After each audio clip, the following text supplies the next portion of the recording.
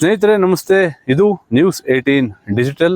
ನಾನು ನಿಮ್ಮ AT Venkatesh Prabhu. KSRTC ಅಧಿಕಾರಿಗಳ ನಡೆಗೆ ಬೆಂಗಳೂರು ದಕ್ಷಿಣ ಜಿಲ್ಲೆಯ ರಾಮನಗರದಲ್ಲಿ ತೀವ್ರತರವಾದಂತಹ ಆಕ್ಷೇಪ ವ್ಯಕ್ತ ಆಗಿದೆ. ಪ್ರಮುಖವಾಗಿ ಇದು CM DK ಶಿವಕುಮಾರ್ ಅವರ ಸ್ವಂತ ಜಿಲ್ಲೆ.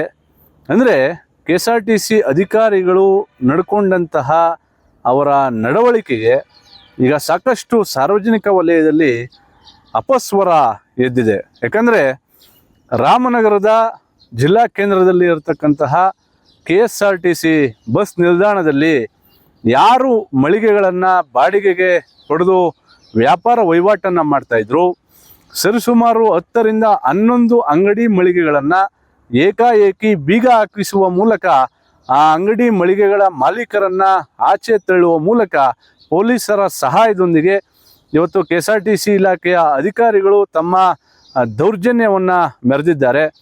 ಮಾಹಿತಿಗಳ ಪ್ರಕಾರ ಕಳೆದ 2 ವರ್ಷಗಳಿಂದ KSRTCಗೆ ಬಾಡಿಗೆ ಪಾವತಿ ಆಗಿಲ್ಲ, ಏನು ಸಂಬಂಧಪಟ್ಟಂತಹ ಅಂಗಡಿಯ ಮಳಿಗೆಗಳ ಮಾಲೀಕರಿಂದ ಎನ್ನುವಂಥದ್ದು ಇಲ್ಲಿ ಆರೋಪ. ಆದರೆ ಇಲ್ಲಿ ವಾಸ್ತವಾಂಶ ಬೇರೆ ಇದೆ.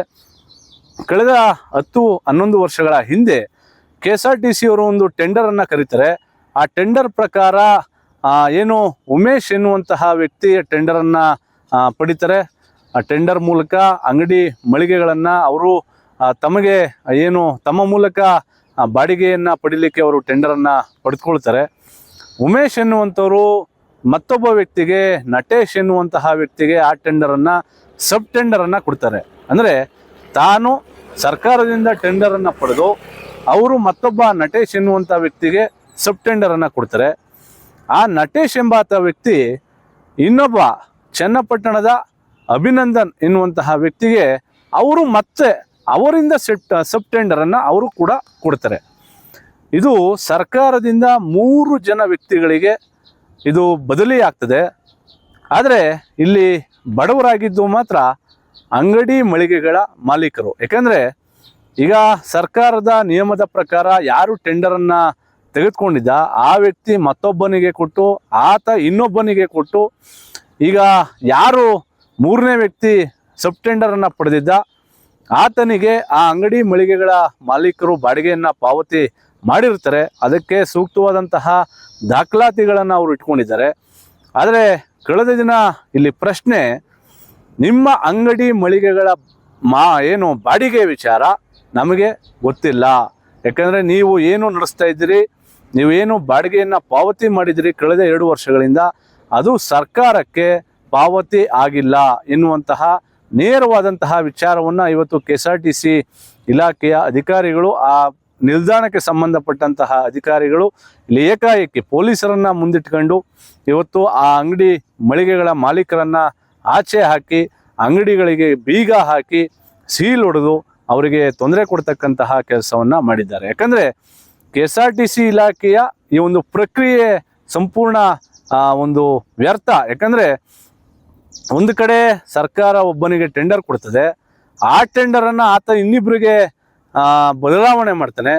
ಆದರೆ ಇದು ಸರ್ಕಾರಕ್ಕೆ ಗಮನ ಇಲ್ವಾ? ಆ ಇಲಾಖೆಯ ಅಧಿಕಾರಿಗಳಿಗೆ ಗಮನ ಇಲ್ವಾ? ಯಾಕಂದರೆ ಕಳೆದ 2 ವರ್ಷಗಳಿಂದ ಏನು ಅಂಗಡಿ ಮಳಿಗೆಗಳ ಮಾಲೀಕರು ಕಟ್ತಾ ಇದ್ದಂತಹ ಬಾಡಿಗೆ ಹಣ ಸರ್ಕಾರಕ್ಕೆ ಪಾವತಿ ಆಗ್ತಾ ಇಲ್ಲ ಅಂದರೆ ಅದನ್ನು ನೋಡಿ ಕಣ್ಣುಮುಚ್ಚಿ ಕುಳಿತಿದ್ರ ಅಧಿಕಾರಿಗಳು, ಅಥವಾ ಇಲ್ಲಿ ಇರ್ತಕ್ಕಂತಹ ಕೆಲ ಅಧಿಕಾರಿಗಳೇ ಯಾರು ಆ ಒಂದು ಫ್ರಾಡ್ ಕೆಲಸವನ್ನು ಮಾಡ್ತಾಯಿದ್ರು ಅವರ ಜೊತೆಗೆ ಇವರು ಭಾಗಿದಾರರಾಗಿದ್ರ?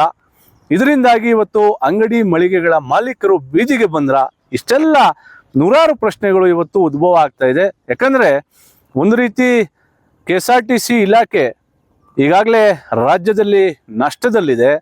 ಆದರೆ ಅದರ ಬೆನ್ನಲ್ಲೇ ಇವತ್ತು KSRTC ಬಸ್ ನಿಲ್ದಾಣದಲ್ಲಿ ಏನು ಅಂಗಡಿ ಮಳಿಗೆಗಳನ್ನು ಇಟ್ಕೊಂಡು ವ್ಯಾಪಾರ ವಹಿವಾಟನ್ನು ಮಾಡ್ತಾಯಿದ್ರು ಅವರ ಹೊಟ್ಟೆಯ ಮೇಲೂ ಕೂಡ ಹೊಡೆಯುವಂಥ ಕೆಲಸವನ್ನು ಇವತ್ತು KSRTC ಇಲಾಖೆಯ ಅಧಿಕಾರಿಗಳು ಮಾಡಿದ್ದಾರೆ. ಯಾಕಂದರೆ ಈ ಟೆಂಡರ್ ಪ್ರಕ್ರಿಯೆ ಏನಾಯಿತು, ಆ ಟೆಂಡರ್ ಪಡೆದಂಥ ವ್ಯಕ್ತಿ ಯಾರು, ಆತನಿಗೆ ಇವರು ಬಾಡಿಗೆ ಕಟ್ತಾ ಇದ್ರಾ?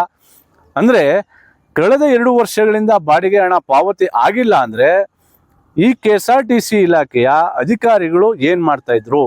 ಅಂದರೆ ಯಾರು ಆ ಸಬ್ ಟೆಂಡರನ್ನು ಪಡೆದಿದ್ದಾನೆ ಅವನನ್ನು ಕೇಳಲಿಕ್ಕೆ ಇವರು ಮುಂದಾಗಿಲ್ವಾ? ಈಗ ಏಕಾಏಕಿ ಅಂಗಡಿ ಮಳಿಗೆಗಳ ಮಾಲೀಕರನ್ನು ಯಾಕೆ ಇವರು ಹೊರಗಡೆ ಹಾಕಿದ್ದಾರೆ. ಒಂದು ರೀತಿ ಕೋರ್ಟ್ನಲ್ಲಿ ನಮಗೆ ಆದೇಶ ಆಗಿದೆ ಅನ್ನುವಂಥ ಮಾಹಿತಿಯನ್ನ ಹೇಳ್ತಾ ಇದ್ದಾರೆ. ಆದರೆ ಕೋರ್ಟ್ನಲ್ಲಿ ಆಗಿರ್ತಕ್ಕಂಥ ಆದೇಶದ ಪ್ರತಿಯನ್ನ ಕೊಡ್ಲಿಕ್ಕೆ ಹಿಂಜರಿತಾ ಇದ್ದಾರೆ. ಆದರೆ ಕೋರ್ಟ್ನಲ್ಲಿ ಆದೇಶ ಆಗಿದ್ರೆ ಆ ಪ್ರತಿಯನ್ನ ಕೊಡ್ಲಿಕ್ಕೆ ಇವರಿಗೆ ಸಂಕಷ್ಟ ಆದರೂ ಏನು ಎನ್ನುವಂಥ ಪ್ರಶ್ನೆ ಕೂಡ ಅಂಗಡಿ ಮಳಿಗೆಗಳ ಮಾಲೀಕರು ಮಾಡ್ತಾ ಇದ್ದಾರೆ. ಒಟ್ಟಾರೆ ರಾಮನಗರ KSRTC ಬಸ್ ನಿಲ್ದಾಣದಲ್ಲಿ ಕಳೆದ ದಿನ ನಡೆದಂಥ ಈ ಒಂದು ಹೈಡ್ರಾಮಾ ಇಡೀ ರಾಜ್ಯಾದ್ಯಂತ ಒಂದು ಸದ್ದನ್ನ ಮಾಡಿದೆ. ಯಾಕಂದ್ರೆ ಕಷ್ಟ ಆಗಲಿ ಸುಖ ಆಗಲಿ ಒಂದು ಬಾಡಿಗೆ ಅಂಗಡಿ ಮಳಿಗೆಗಳನ್ನು ಮಾಡಿಕೊಂಡು ತಮ್ಮ ವ್ಯಾಪಾರವನ್ನು ಮಾಡಿಕೊಂಡು ತಮ್ಮ ಬದುಕನ್ನು ಕಟ್ಕೊಂಡಿದ್ದಂಥ ಬಡ ಜನರಿಗೆ ಇವತ್ತು ಅಧಿಕಾರಿಗಳು ಯಾವುದೇ ಒಂದು ಮುಂಜಾಗ್ರತಾ ಕ್ರಮವನ್ನು ಕೊಡದೆ ಏಕಾಏಕಿ ಅಂಗಡಿ ಮಳಿಗೆಗಳನ್ನು ಬೀಗ ಹಾಕಿಸ್ತಕ್ಕಂಥದ್ದು ಇದು ಸಾಕಷ್ಟು ಸಾರ್ವಜನಿಕ ವಲಯದಲ್ಲಿ ಆಕ್ಷೇಪಕ್ಕೂ ಕೂಡ ಕಾರಣ ಆಗಿದೆ. ನಿರ್ಭೀತ, ನಿಷ್ಪಕ್ಷಪಾತ, ವಿಶ್ವಾಸಾರ್ಹ ಸುದ್ದಿಗಳಿಗೆ ಮತ್ತೊಂದು ಹೆಸರಾಗಿರುವ News18 ಕನ್ನಡ ಈಗ ಆಪ್ನಲ್ಲೂ ಲಭ್ಯವಿದೆ. ದಯವಿಟ್ಟು ಇಲ್ಲಿರುವ QR ಕೋಡ್ ಅನ್ನು ಸ್ಕ್ಯಾನ್ ಮಾಡಿಕೊಂಡು ಆಪ್ ಡೌನ್ಲೋಡ್ ಮಾಡೋದಕ್ಕೆ ಮರಿಬೇಡಿ. ನಿಮ್ಮ ಬೆಂಬಲ ಹೀಗೆ ಸದಾ ನಮ್ಮೊಂದಿಗಿರಲಿ. ಧನ್ಯವಾದ.